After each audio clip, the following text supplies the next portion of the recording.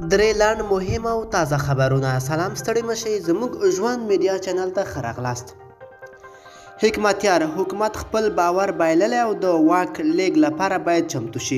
د حزب اسلامي مشر ګلبدین حکمتیار خپلو پلویانو ته له یوه پوښلي زهري سټیج څخه وینا وکړه.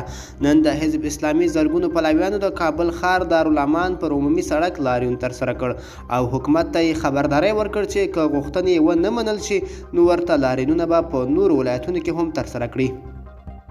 حکمتیار یو ځل بیا غوښتنه وکړه چې د حزب اسلامي او حکومت ترمنځ د لاسلیک شوي توافق پر اساس د حزب اسلامي بندیان دي آزاد او یا د توافقنامه دي عملي شي.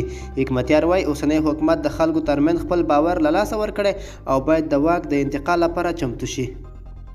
د افغانستان او پاکستان ترمنځ د سوداګرۍ تړون تمدید شو.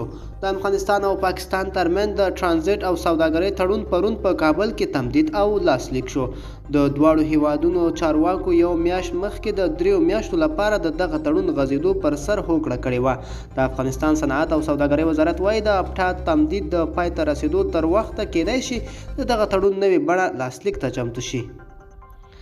مالیې وزارت مني چې 50 سلنه عواید یې حیف ومیل کېږي. د مالیې سرپرست وزیر د ولسمشر غني هغه نیوکې پر ځای بولي چې د ګمرکونو 50 سلنه عواید شخصي جیبونو ته ځي.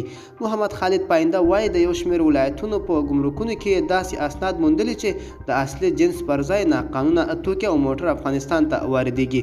نوموړي د ناقانونه توکو په واردولو کې د ګمرکونو کارکوونکو لوړپوړو چارواکي او خصوصي سکتور ګرم بولي. مالیې وزارت په ګمرکونو کې د ډیرو ستونزو خبره کوي خو ټینګار کوي چې د یادو ستونزو د هواري لپاره پر ډیجیټلي ترازو د سکن ماشین، امنیتي کامرو، د ګمرکانو بیا رغونه، پارکینګ جوړول او په ګمرکونو کې اصلاحاتو پر بدلولو خبرې ټینګار کوي.